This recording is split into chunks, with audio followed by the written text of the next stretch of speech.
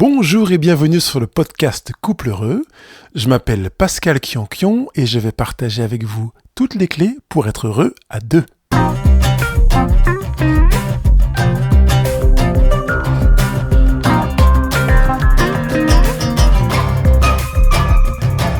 Aujourd'hui, je vous propose de parler d'aphrodisiaque, de quoi vraiment avancer sur le plaisir sexuel. Bonjour, je suis ravi de vous retrouver pour cette émission sur les aphrodisiaques. De temps en temps, je cherche à penser et à aborder avec vous un sujet autour de la sexualité. Il est venu.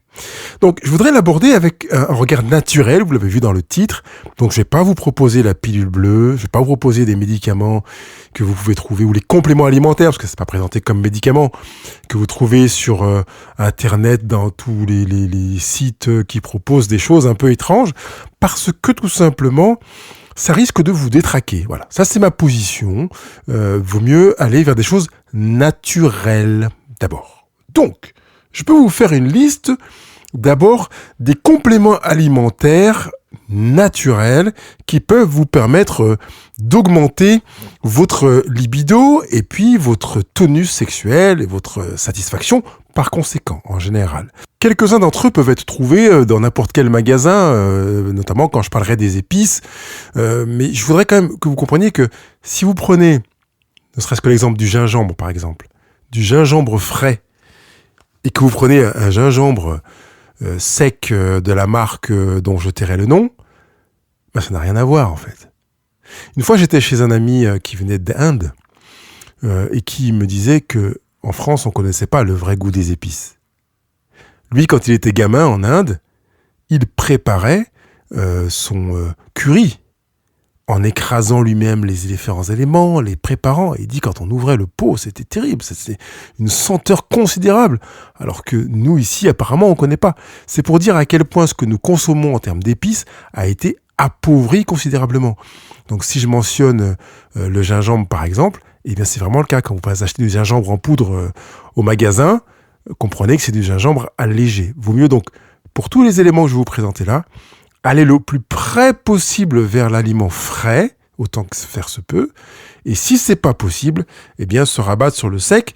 Et sur le sec, dans des rayons de compléments alimentaires, pas dans des rayons de cuisine, parce que vous aurez généralement une teneur bien moindre. Entre le moment où l'épice a été préparée et le moment où elle est arrivée dans le magasin, dans le pot, eh ben, vous imaginez qu'il y a eu beaucoup de temps et que une épice, comme une céréale, quand elle est transformée, donc moulue, elle perd de ses saveurs. Et si elle perd de ses saveurs, elle perd aussi de ses éléments, de ses agents actifs. Il me paraît aussi important de dire que le tonus sexuel est en grande partie lié à la microcirculation et à la capacité que l'on a à favoriser cette microcirculation. Donc, par exemple, l'arginine et la citrulline, qui sont deux acides aminés réputés pour augmenter la synthèse du monoxyde d'azote, un gaz qui dilate les vaisseaux sanguins.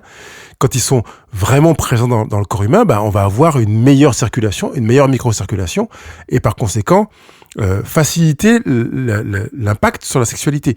C'est pareil, le fait que on consomme des graisses cuites ou des graisses crues va jouer aussi sur la microcirculation, puisque les graisses cuites, qui sont donc saturées et abîmées, eh bien, vont participer à la rigidité tissulaire et à la rigidité donc des vaisseaux et des mini-vaisseaux dans lesquels vont se balader les globules rouges. Donc imaginez qu'un globule rouge qui a l'avantage de ne pas être muni d'un noyau peut s'écraser pour ramper dans les petits capillaires, donc les toutes petites veines que nous avons, mini-veines que nous avons dans les extrémités, dans un endroit où les tissus sont très très fins. Bien, si la rigidité du tissu, donc de la membrane de la veine, du capillaire, ne permet pas aux globules rouges de passer, vous avez une moins bonne circulation. Par contre, l'avantage des graisses crues, qui n'ont pas été abîmées, pas saturées, c'est qu'elles vont participer à l'élasticité cellulaire. Donc vous aurez des vaisseaux beaucoup plus dynamiques, beaucoup plus toniques, beaucoup plus souples, et par conséquent, une meilleure sexualité, parce qu'une meilleure microcirculation. Les graisses crues sont faciles à trouver, autant que faire se peut, mieux vaut les prendre biologiques, que ce soit de l'huile d'olive, de l'huile de lin, de l'huile de noix. Bon, l'huile de lin a l'inconvénient de beaucoup s'oxyder très très vite dès qu'elle est au contact de l'air, alors que l'huile de noix, elle est un petit peu moins, l'huile de sésame. C'est pareil pour l'huile jaune, l'huile de colza.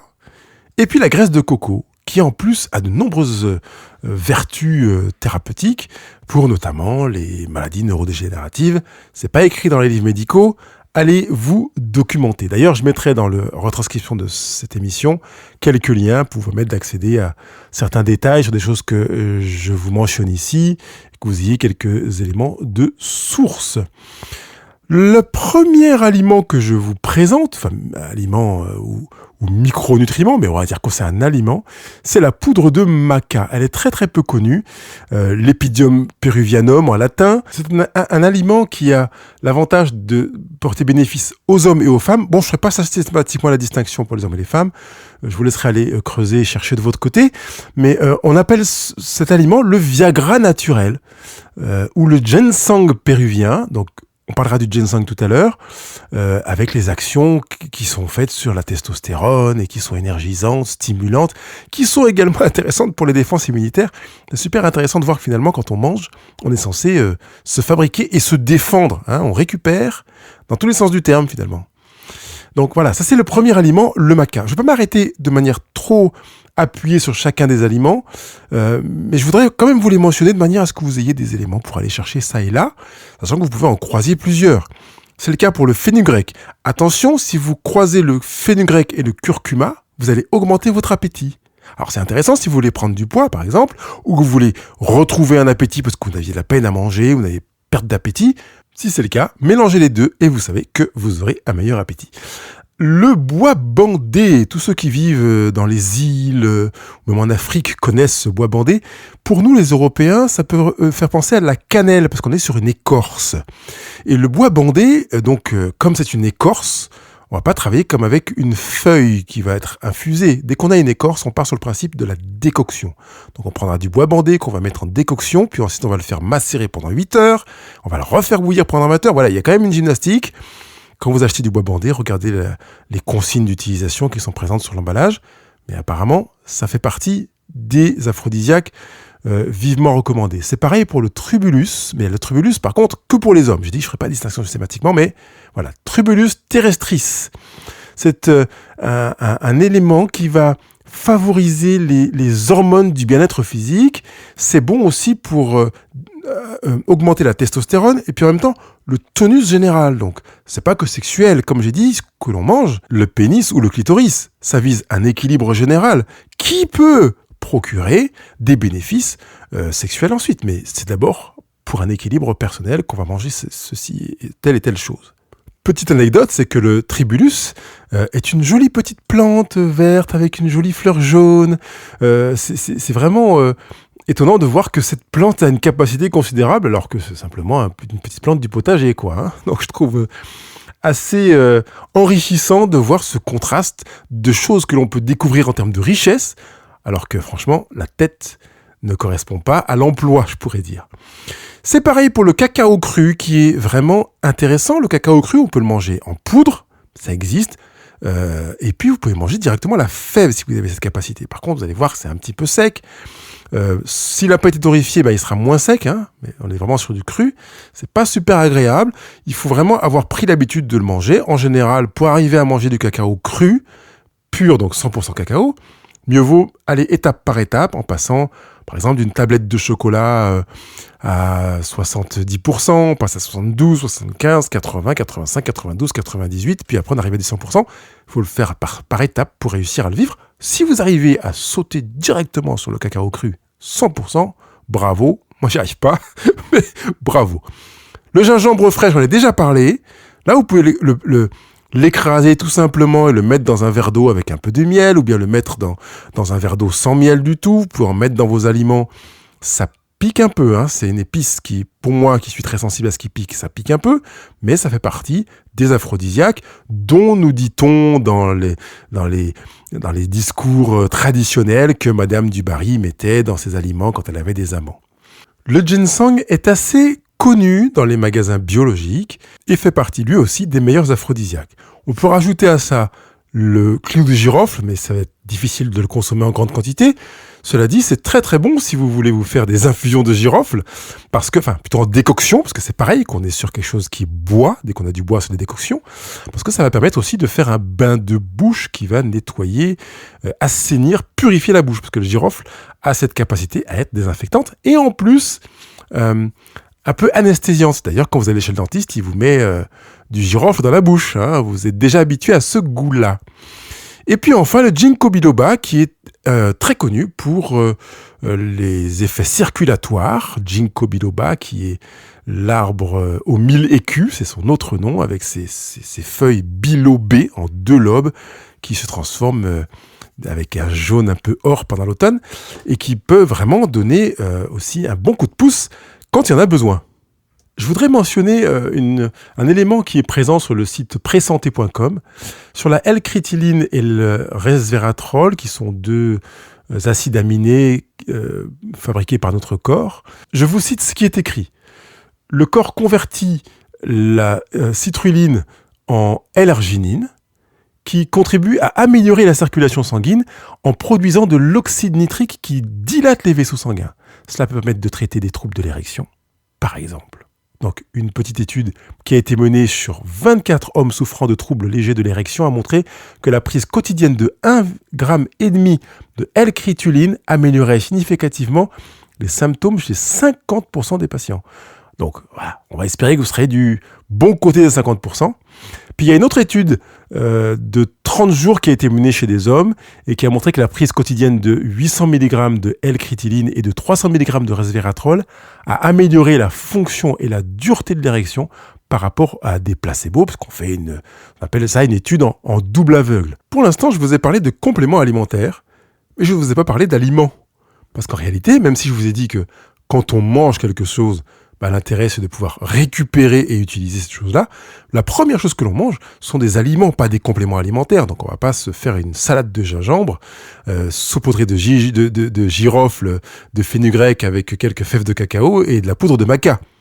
Donc, l'essentiel, c'est manger. Donc, un des éléments qui est considérable pour augmenter la libido et faire qu'on ait une meilleure satisfaction sexuelle, donc un des meilleurs aphrodisiaques, c'est notre alimentation déjà. Ça veut dire que si on mange de manière équilibrée, à heures régulières, qualitative, autant que possible, bio, et le moins transformé possible, eh bien normalement, on devrait avoir des éléments qui, dans notre alimentation, participent à faire qu'on aura cet effet aphrodisiaque. C'est le cas notamment du céleri, de l'avocat, du miel, de l'anis, du safran, du piment, de l'avoine, des huîtres, des œufs, et la liste est longue. Donc, on peut déjà se dire qu'un des moyens d'avoir une meilleure sexualité, c'est d'avoir une alimentation équilibrée avec une fréquence d'alimentation régulière et qualitative. Parce qu'on nous dit beaucoup qu'il faut manger équilibré, pas trop salé, pas trop sucré, mais on ne nous dit pas que ce qui est dans nos aliments peut nous pourrir la vie. Dernier élément, c'est notre style de vie. Bah oui, notre style de vie est aussi aphrodisiaque. Ça veut dire que si on a un stress chronique, on est en stress en permanence, en train de courir dans tous les sens, et qu'on ne sait pas quoi faire, et qu'on est agacé, irrité, tendu, triste, déçu, etc., on risque d'avoir une plus grande difficulté à avoir un vrai désir sexuel avec une vraie tension sexuelle. Donc le style de vie est prépondérant. Donc je disais l'alimentation, mais je dirais aussi le repos, le sommeil. Combien de temps dormez-vous ? Dormez-vous suffisamment ? Vous reposez-vous ? Avez-vous des activités anti-stress, détente ? Ces éléments-là, si vous les entrez en ligne de compte, ils vont participer à faire en sorte que votre libido s'améliorera. Au passage, petite page de culture, libido a été lancé sur le marché du vocabulaire par Freud, parce que ça vient du latin envie, désir, sexualité, caprice, etc. Donc c'est pour ça que ce terme a été employé. Allez, je continue parce que je voudrais m'arrêter sur le dernier volet de l'aphrodisiaque naturel. Un des meilleurs aphrodisiaques naturels, c'est l'état d'esprit dans lequel vous vivez votre quotidien. Ben oui, c'est évident, parce qu'en fait, en considérant votre manière d'être en relation conjugale, si vous vous rendez compte que vous n'êtes pas en communion, que ça passe moyennement, que vous n'avez pas vraiment de plaisir à être l'un avec l'autre, votre libido ira vers le déclin. Alors que si vous nourrissez le désir, le plaisir et la satisfaction d'être ensemble, de vous écouter mutuellement, de vous soutenir, de vous encourager, d'être là l'un pour l'autre, d'être près de l'autre, il y a de grandes chances que la libido aille vraiment mieux.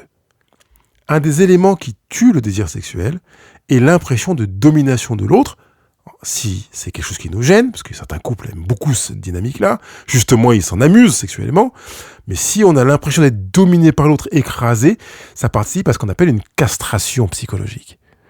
Donc si vous voulez rééquilibrer, retrouver le chemin de l'aphrodisiaque naturel, retravaillez votre relation conjugale de manière à trouver un fluide relationnel qui va vous permettre de vivre une satisfaction relationnelle, parce que satisfaction relationnelle égale satisfaction sexuelle, et en amont de satisfaction relationnelle, eh bien la satisfaction personnelle, donc travaillez déjà à votre bonheur individuel. Donc si je remets les choses dans l'ordre, je travaille à mon bonheur personnel, ça aura des conséquences sur ma capacité à être en relation saine avec mon conjoint, donc je travaille à mon bonheur conjugal, et par voie de conséquences inévitables, une meilleure satisfaction sexuelle.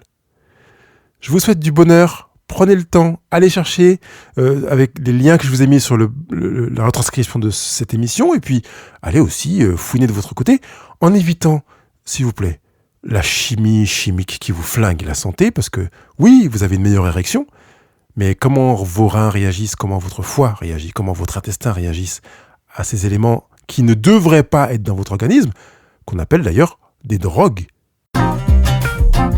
Merci d'avoir été présent pour cette émission. Je voudrais juste vous rappeler, ou peut-être vous informer, parce que je ne sais pas si je l'avais déjà évoqué, qu'à partir du 1er avril, vous aurez une publication des émissions Couple Heureux uniquement une fois par mois. Je serai donc présent avec vous une fois par mois. Le travail obligeant, je n'arrive pas à tout gérer, donc ça m'a conduit à cette décision. Mais en tout cas, je serai là, continuant à vous donner des clés pour être heureux à deux.